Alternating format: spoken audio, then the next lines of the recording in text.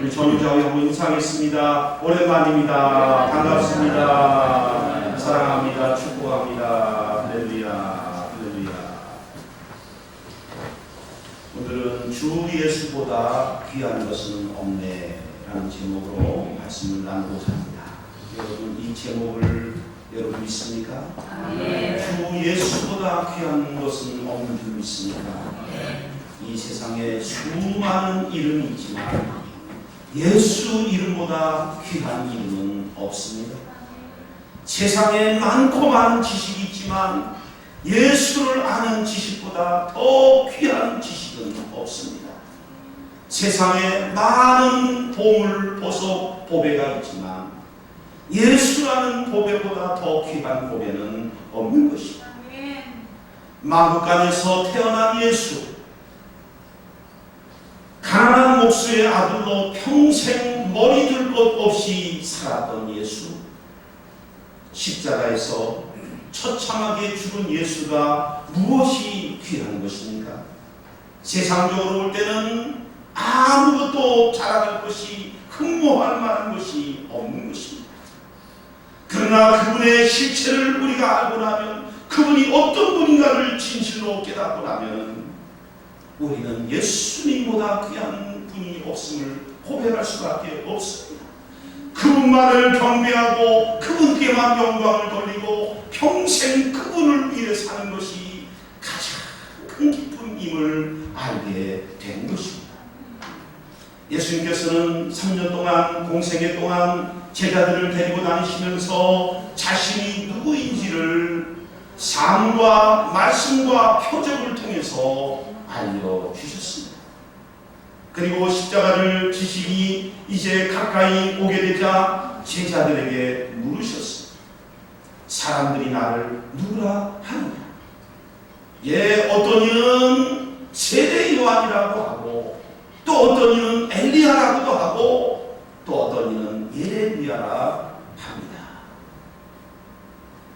한마디로 예수님은 훌륭한 선지자 정도로 보았다는 것입니다. 예수님은요, 세상 사람들이 나를 누구라고 생각하는지는 아무 관심이 없는 거예요.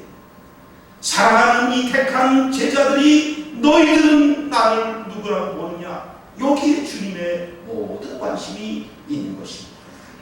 그래서 예수님은 제자들에게 너희들은 나를 누구라 생각하느냐 물으셨습니다. 지금도 주님께서는 세상 사람들이 예수에 대해서 어떻게 생각하느냐, 그거는 1도 관심이 없는 거예요. 오직 택함받은 저와 여러분이 예수님을 어떻게 고백하고 어떻게 여러분 믿느냐, 여기에 주님의 모든 관심이 있는 것입니다. 여러분은 예수님을 누구라고 고백하십니까? 베드로는 오늘 본문 16절에서 주는 그리스도시요 살아계신 하나님의 아들이십니다 라고 고백했습니다. 여러분들도 예수님을 이렇게 믿고 고백하십니까? 고백하신다면 한번 따라해 보겠습니다. 예수님은 그리스도요 살아계신 하나님의 아들입니다. 믿습니까? 할렐루야. 여러분, 무식한 베드로가 고백한 주는 그리스도시요 살아계신 하나님의 아들입니다라는 이 짧은 한 문장은 당시 로마의 대학자들과 헬라의 모든 철학자들이 가지고 있는 지식, 그 모든 지식을 합친 것보다 수천만 배에 더 놀랍고 위대한 지식인 겁니다. 당시에 알렉산드리아와 아테네에 여러분 수십만 권의 책이 있다고 했는데, 그 수십만 권의 책에 나오는 모든 지식을 합친 것보다도 이 문장 하나가 더 위대한 지식이요, 더 이것이 놀라운 여러분 지식인 것입니다. 이 지식은요, 이 고백은 인간의 노력으로, 연구로 절대 알 수 없는 놀라운 하늘의 지식인 것입니다. 그래서 예수님께서는 오늘 보면 17절에서 이렇게 말씀하고 계십니다. 같이 읽어보실까요? 시작. 바요나 시모나 내가 복이 있도다. 이를 내게 알게 하니는 혈육이 아니요 하늘에 계신 내 아버지시라. 누가 복이 있어요? 예수를 주로 하나님의 살아계신 아들로 믿는 자들이 복이 있다는 거예요. 이를 알게 하는 너의 노력이 아니라는 거예요. 인간의 유전과 전통과 학문이 아니라는 거예요. 하늘에 계신 너의 아버지께서 알게 하셨다.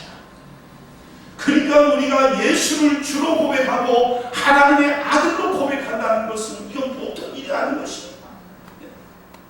하늘문을 여시고 하늘의 계시를 통해서 우리에게 깨닫게 해주실 때만 알 수 있는 영적인 놀라운 지식이 되는 것입니다.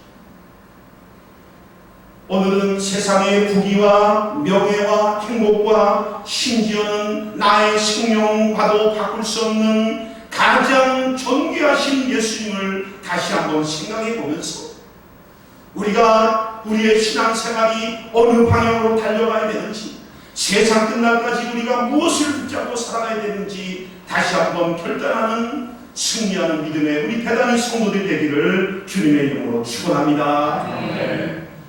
첫째, 예수님은 우리의 구원자이십니다. 요한복음 3장 10절 보시면 예수님께서 이 세상에 오신 목적은 우리를 심판하기 위함이 아니라 그랬어요. 우리에게 형벌을 주기 위해서 온 것이 아니라 우리를 구원하기 위해서 오셨다라고 말씀하고 있습니다. 예수님은 무엇보다도 우리를 죄에서 구원하러 오셨다는 것입니다. 세상 사람들은요, 죄를 가볍게 생각합니다. 살다 보면 누구나 다 짓는 것이지, 또 그 죄 또 안 일으키면 되는 거지, 대수롭지 않게 여기는 것입니다. 그러나 성경은 인간의 가장 큰 문제가 죄 문제라는 것입니다. 인간의 모든 불행과 저주와 이 죽음이 이 죄에서 비롯되었다고 선언하고 있습니다. 그래서 여러분, 실제로 예수님께서 중풍병이나 문둥병 같은 질병을 고치실 때나 소경이나 안진뱅이 같은 장애를 고치실 때 예수님은 먼저 내 죄사함을 받았느니라 하며 죄를 해결해 주신 후에 그들의 질병과 장애를 고치셨어요. 이것은 무엇을 말해 주는 것입니까? 예수님께서 이 땅에 오신 목적이 병 고치고 장자를 고치는 게 아니라는 거예요. 예수님이 오신 근본 목적은 죄 사함에 있다는 것입니다. 그것이 가장 인간에게 해결해야 될 가장 우선적이고 중요한 문제이요, 그 다음이 질병이요, 그 다음에가 장애요, 그 다음이 경제적인 문제요, 그 다음이 다른 이런저런 문제라는 말씀입니다. 여러분, 죄가 무엇입니까? 우리는 죄하면은 살인, 강도, 도둑질, 간음 이런 것들을 죄라고 생각합니다만 그것은 죄의 열매들이지 그게 죄의 본질은 아닌 거예요. 성경에서 말하는 이 근원적인 죄는 피조물인 인간이 창조주 하나님을 버리고 하나님을 떠나 하나님 없이 자신이 주인되어 사는 것을 말하는 것입니다. 그러니까 살인죄를 저지르지 않고 간음죄를 저지르지 않아도 하나님 없이 자기 스스로 주인되어 사는 이것이 가장 흉악한 죄라는 거예요. 이것이 근본적인 죄라는 말씀입니다. 하나님을 버리고 자신이 주인되어 살았던 최초의 인간 아담 하와와 그 이후에 인간의 삶은 어떠했습니까? 하나님을 떠나 자신들이 생각했던 자유와 행복을 누리기는커녕 정반대의 현상이 나타났습니다. 즉, 하나님을 떠나는 순간 하나님과의 생명관계가 끊어짐으로 죽음이 찾아왔습니다. 주님으로부터 받아야 되는 풍성한 은혜와 평안과 행복이 끊어짐으로 그들 마음에 죄책감과 불안과 두려움과 공포와 수치를 비롯한 수많은 부정적인 그런 요소들이 찾아왔습니다. 사람들과의 관계는 미움, 다툼, 시기 질투, 불화, 싸움, 전쟁들이 일어났습니다. 삶에는 끊임없는 고통과 불행과 저주가 찾아왔습니다. 더 나아가 하나님의 말씀을 어기고 지은 죄악으로 인해 인간은 거룩하신 하나님과 원수 관계가 되었고, 인간은 하나님의 진노의 대상, 형벌의 대상이 되었으며 결국 죽음에 이르는 존재가 되었습니다. 성경은 죄의 삭은 사망이라고 말씀합니다. 죄로 인해서 당한 인간의 가장 큰 형벌과 저주는 바로 죽음인 것입니다. 인간은 늙어서 죽는 게 아닙니다. 병들어 죽는 게 아닙니다. 하나님을 떠난 형벌로서 죽음이 찾아온 것입니다. 죄로 인해 인간은 단지 육체적인 죽음만이 아니라 하나님에게서 끊어지는 영적인 죽음, 영원한 형벌을 받게 되었습니다. 이것이 바로 인간의 실존인 것입니다. 이 세상에서 아무리 잘 살고 부귀영화를 누려도 인간의 현주소는 어디예요? 인간이 지은 죄로 말미암아 형벌을 받아야 되는 존재라는 거예요. 하나님의 진노의 대상이라는 것입니다. 이러한 죄와 죽음의 문제를 해결하러 하나님이신 예수님께서 이 세상에 오셔서 십자가에서 우리의 죄의 짐을 대신 지시고, 우리가 받아야 될 형벌을 대신 당하시고, 우리가 죽어야 할 죽음을 대신 죽으시고, 우리가 받아야 될 그 모든 저주를 주님이 십자가에서 다 받으시고, 그리고 3일 만에 부활하셨습니다. 그로 인해 우리는 죄사함의 은혜, 죄로 인한 형벌을 면케 되는 은혜, 죽음에서 다시 살아나는 은혜를 누리게 되었습니다. 하나님과 원수된 관계가 십자가의 공로로 다시금 하나님을 아버지라 부를 수 있게 되었고, 하나님과 끊어진 생명 관계가 회복되어 영생을 누리게 되었습니다.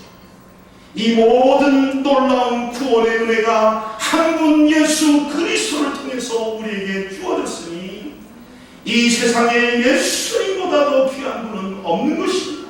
예수님이 가장 귀한 그 이름이 된 것입니다. 예수님은 죄와 죽음에서만 우리를 구원하신 것이 아니라 인생의 모든 문제와 환난과 역경에서 우리를 구원하시는 구원자이신 것입니다. 누구나 인생을 살다 보면 불행을 만나고 역경을 만나고 환난을 만납니다. 내가 감당할 수 없는 큰 문제를 만나기도 하는 것입니다. 그러나 가장 큰 불행이요 진짜 문제는 그런 게 아니에요. 가장 큰 불행이요 진짜 문제는 구원의 예수님께 문제를 가지고 나아가지 않는 것입니다.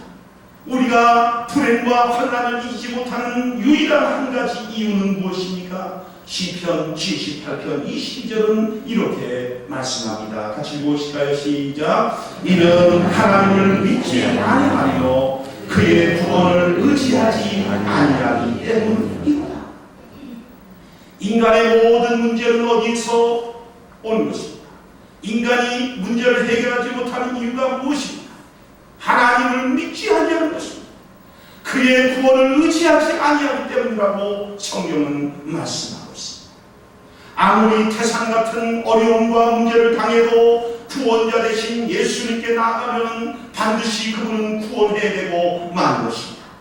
성경을 보면요, 감당할 수 없을 정도로 무거운 인생의 짐을 진 분들이 많이 등장합니다. 사랑하는 자식이 귀신 들려 불에도 넘어지고 물에도 넘어지는 그런 경우도 있습니다. 불치병에 걸린 자와 육신의 장애를 가진 자가 많이 나옵니다.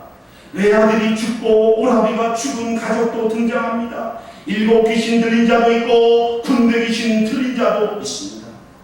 이 중에요, 문제를 가지고 주님께 나온 사람들은 다 해결받았지만 주님께 가지고 나오지 않고 그 문제를 자기 혼자 씨름하고 고민하고 사람의 도움을 구하려고 하는 사람들은 해결을 받지 못했어요.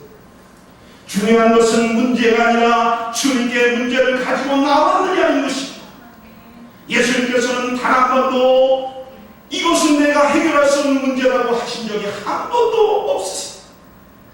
어떤 문제를 가지고 나와서도 주님은 그 문제를 다 해결해 주셨습니다. 나는 길이라고 말했습니다. 나는 생명이라고 말했습니다. 주님은 모든 것을 여러분 구원해 주셨습니다. 그 주님께서는 지금도 살아계셔서 우리의 구원자가 되어 주시겠다고 약속하셨습니다. 그러므로 어려움과 환난을 당할 때 부질없이 낙심하지 말고 구원의 주님께 맡기시기 바랍니다. 어려움이 생기면 우리는 주님께로 달려가는 것이 습관이 되야 되는 거예요. 문제가 아닌 것입니다. 주님께만 가면 모든 문제는 해결되는 거예요. 문제만 해결되는 게 아니라 문제를 통해서 주님을 만나는 것입니다. 주님이 얼마나 귀한 것인지를 알게 되는 것입니다. 저는 요 사이에 우리 성도님들 중에 정말로 어려운 문제를 가지고 성전에 와서 눈물로 기도하고 씨름하다가 하나님 정말 문제가 풀렸습니다. 내가 생각했던 것보다 훨씬 더 좋은 길로 인도해 주셨습니다 라는 고백을 너무 많이 듣게 됩니다. 문제는 구원의 주님께 나아가지 않는 것이 이것이 문제인 것입니다. 예수님은 우리의 구원자만이 아니라 주가 되십니다. 주가 되십니다.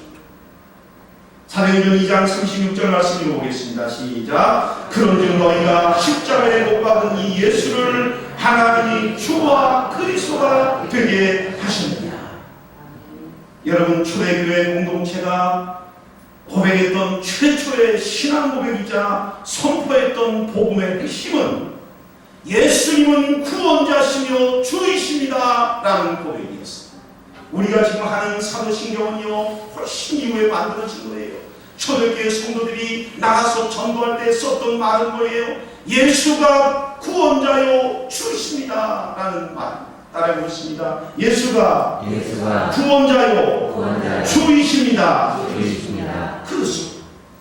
우리는 예수님을 구원자님과 동시에 우리의 주로 주인으로 믿고 고백하는 것입니다. 예수님을 주라고 고백할 때는 그 속에 세 가지 의미가 담겨 있습니다. 첫째, 예수님은요 주는 주인데 어떤 주냐? 창조주시라는 거예요. 창조주.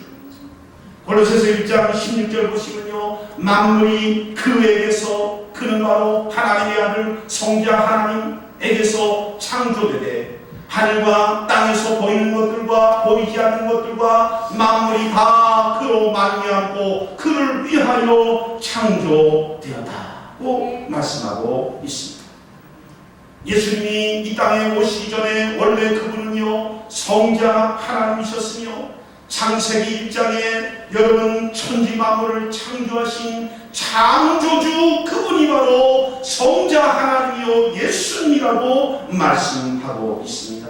창세기 1장 3절 보실까요? 화면 보시면요 창세기 1장 3절 다 같이 읽겠습니다. 시작. 하나님이 이르시되 빛이 있으라 하시니 빛이 있어. 여러분, 저기에 하나님은 어떤 하나님이에요? 저기서 말하는 이 하나님 바로 성자 하나님 예수님이라고 성경은 말하고 있습니다.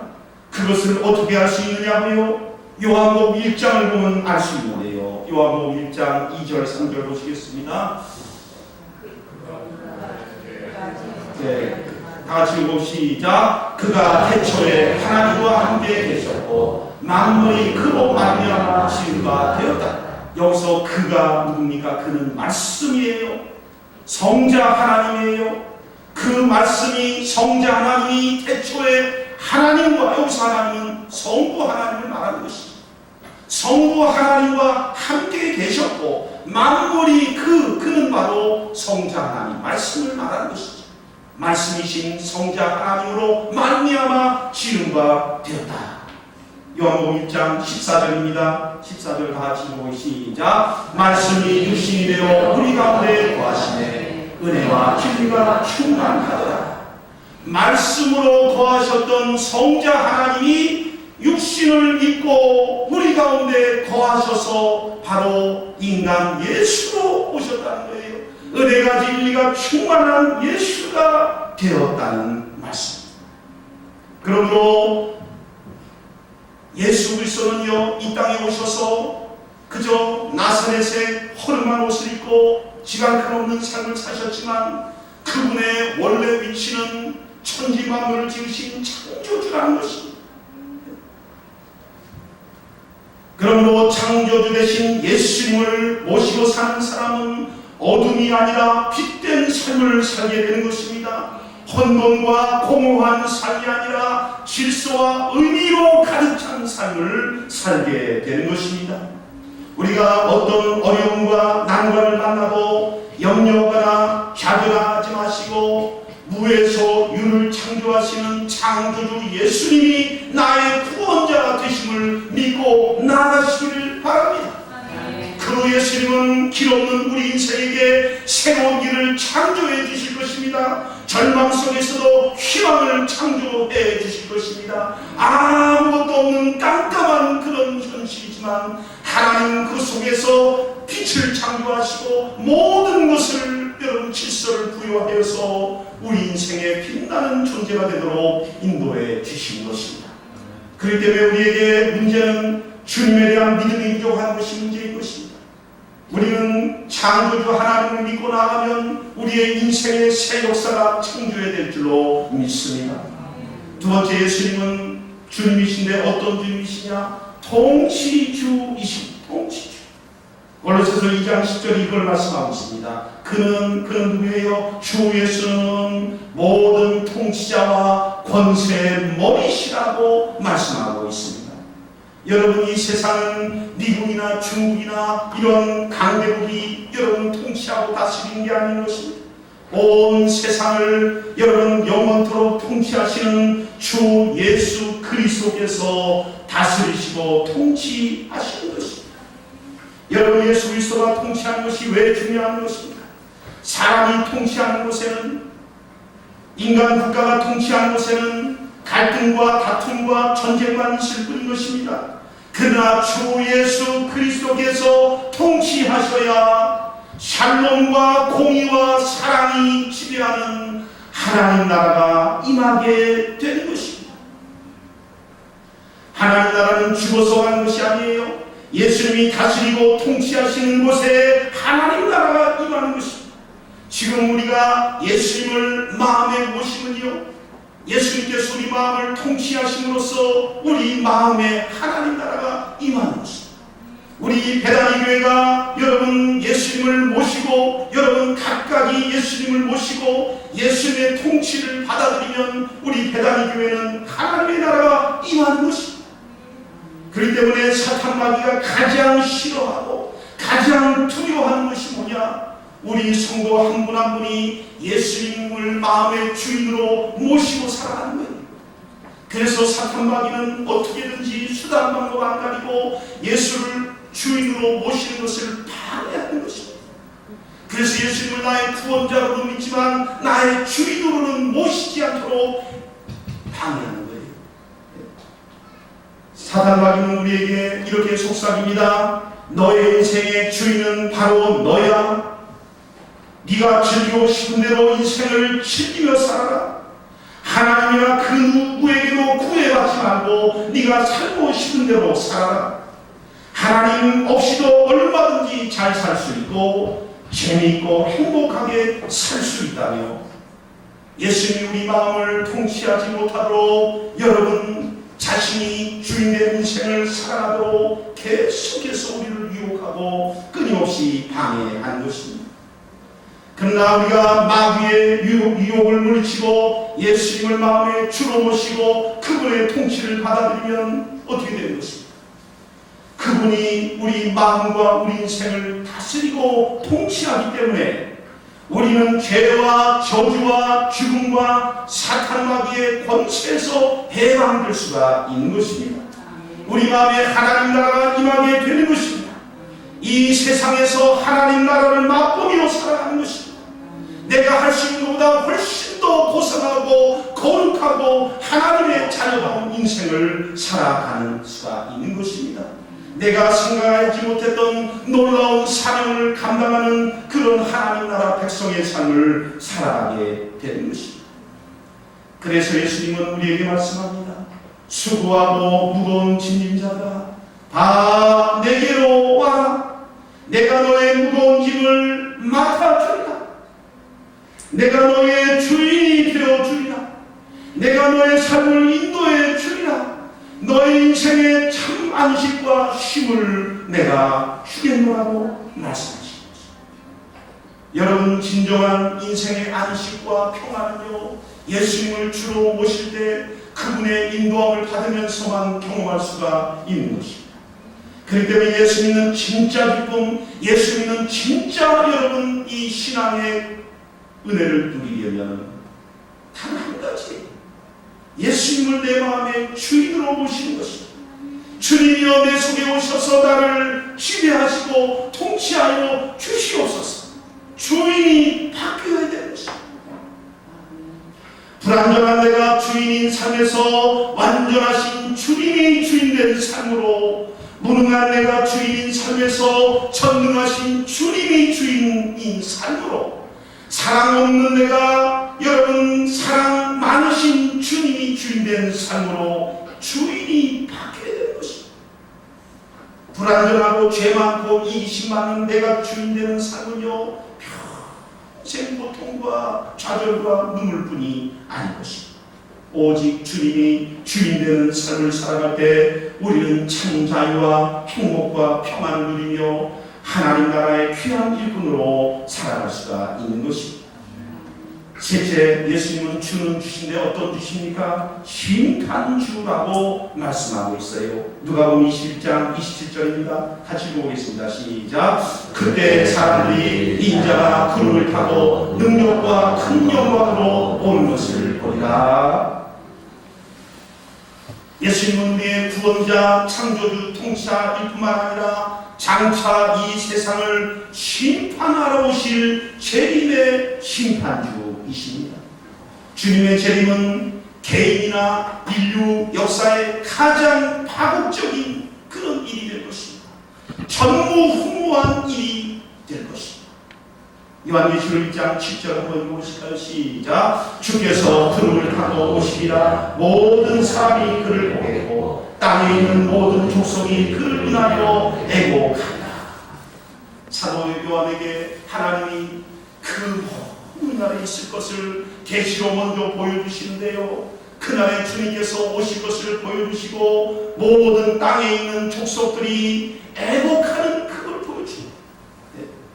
예수님이 재림할 때 예수를 믿지 아니하고 온갖 죄악을 저지르고 하나님을 대적하고 살았던 사람들은요, 주님의 재림 앞에 재림이 일어날 때 저들은 심판대에 오는 거예요. 하나님의 심판을 받게 되기 때문에 그날은 통곡과 애곡의 날이 된다는 것입니다.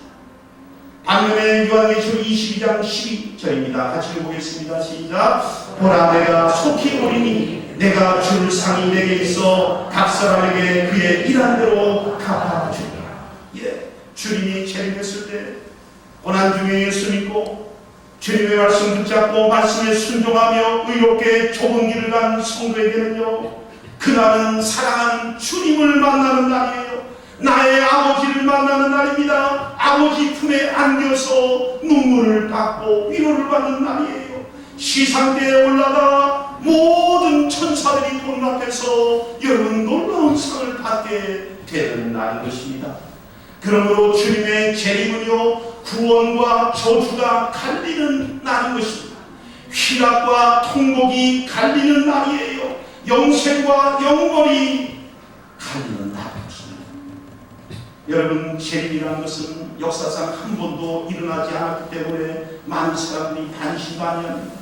여러분, 그러나 예수님이 동정녀의 몸으로 탄생한다는 것도 여러분 믿을 수 없는 일이지만 예수님은 그 예언대로 동정녀를 통해서 오셨어요. 사람이 죽었다 3일 만에 부활한다는 것은 있을 수 없지만 예수님은 예언 그대로 죽으셨다가 3일 만에 부활하셨어요. 많은 사람이 믿지 못하지만 이것은 역사적으로 반드시 일어나는 일인 것입니다. 예수님이 부활하신 것이 확실하다면, 예수님이 동정녀로 태어난 것이 확실하다면 예수님의 재림 또한 확실하게 일어날 것입니다. 그러므로 여러분, 아무리 세상에서 성공했어도 재림의 날에 심판받는다면 그는 실패한 인생이 되고 마는 것입니다.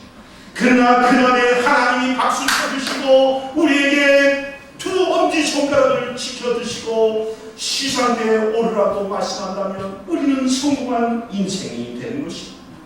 그날에 승리하는 저와 여러분 되시기를 주님의 이름으로 축원합니다.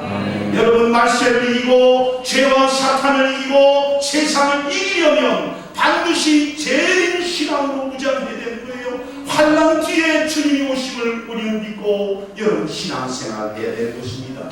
깨어 기도해야 되는 것입니다. 정결한 신부처럼 순결한 믿음을 지키고 몸과 마음을 깨끗하게 지키고 거룩한 삶을 살며 사랑하며 용서하며 자비와 선을 베풀며 살다가 영광 중에 주님 만나 들림받는 저와 여러분이 되어야 될 것입니다. CCG를 창립하신 김중우 목사님의 백문일답 예수 그리스도가 있습니다. 100가지 1000가지 질문을 해도 답은 오직 하나, 예수 그리스도라는 말이에요. 김중우 목사님은 30년 40년 동안 수많은 대학생들을 집회를 할 때마다 이 백문일답을 항상 했어요. 100가지 질문을 던지면 항상 예수 그리스도를 100번 외치다 보면요, 어느새 눈에는 눈물이 쏟아지고 그리스도에 대한 뜨거운 사랑을 고백하고 자신의 일생을 주님께 헌신하는 대학생들이 수도 없이 여러분 나왔습니다. 이 시간에 우리도 한번 해보겠습니다. 시간상 100가지 질문 가수롭지만 제가 20개 질문만 골랐습니다. 제가 여러분 질문을 드리면 여러분 오직 일답, 그냥 예수 그리스도 큰 소리로 여러분 신앙 고백하시기 바랍니다. 다 손을 한번 드시기 바랍니다. 오른손을 드시고 제가 질문하면 예수 그리스도 이렇게 여러분 신앙을 담아서 큰 소리로 고백해 보시기 바랍니다. 이 땅의 모든 교회가 무릎 꿇어야 하는 분은 누구십니까? 예수 그리스도. 좀 더 크게요. 이 땅의 모든 통치자가 두려워해야 할 분은 누구십니까? 예수 그리스도. 온 지구의 함성이 하나로 외쳐 불러야 하는 이름은 무엇입니까? 예수 그리스도. 하늘의 수많은 별에 이름을 붙이시고 땅과 바다를 나누신 분이 누구십니까? 예수 그리스도. 천국의 주인은 누구십니까? 예수 그리스도. 성경의 주인공은 누구십니까? 예수 그리스도. 나를 가장 잘 알고 계시는 분은 또한 누구십니까? 예수 그리스도. 내가 사는 이유이며 죽으며 부를 이름은 누구십니까? 예수 그리스도. 사단이 두려워하는 유일한 이름은 무엇입니까? 예수 그리스도. 사단을 무시할 수 있는 이유는 무엇입니까? 예수 그리스도. 그리스도. 세상이 핍박하고 조롱해도 담대한 이유는 무엇입니까? 예수 그리스도. 숨 쉴 수 없던 나를 다시 살리신 분은 누구십니까? 예수 그리스도. 절망이 나를 꺾지 못하는 이유는 무엇입니까? 예수 그리스도. 환경이 나를 좌절시키지 못하는 이유는 무엇입니까? 예수 그리스도. 죽음이 나를 묶지 못하는 이유는 무엇입니까? 예수 그리스도. 수많은 나의 기도를 하나도 빠짐없이 들으신 분은 누구십니까? 예수 그리스도. 우리의 모든 것을 드려야 하는 분은 누구십니까? 예수 그리스도. 우리에게 자신의 모든 것을 주신 분은 누구십니까? 예수 그리스도. 내 영혼을 새롭게 하신 분은 누구십니까? 예수 그리스도. 나를 절대 떠나지 않겠다고 말씀하신 분은 누구십니까? 예수 그리스도. 내가 절대 떠날 수 없는 분은 누구십니까? 예수 그리스도. 나를 향해 한 번도 흔들린 적 없는 사랑으로 사랑하시는 분은 누구십니까? 예수 그리스도. 지금도 나 위해 기꺼이 십자가를 다시 지시겠다고 하시는 분은 누구십니까? 예수 그리스도. 나를 위해 피투성이 되신 분은 누구십니까? 예수 그리스도. 눈물보다 많은 피를 흘려서 나의 죄를 씻기신 분은 누구십니까? 예수 그리스도. 우리가 소리 높여 찬양해야 할 이는 누구십니까? 예수 그리스도. 세상 많은 길 중에 우리가 끝까지 가야 할 길은 어떤 길입니까? 예수 그리스도.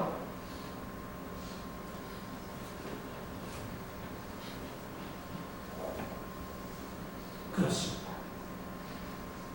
예수 그리스도가 정답. 예수 그리스도 한 길밖에 우리에게는 없는 것입니다. 오직 예수, 오직 예수. 이 예수 끝까지 붙잡고 승리하는 저와 여러분 되기를 주님의 이름으로 축원합니다. 아멘. 축원합니다.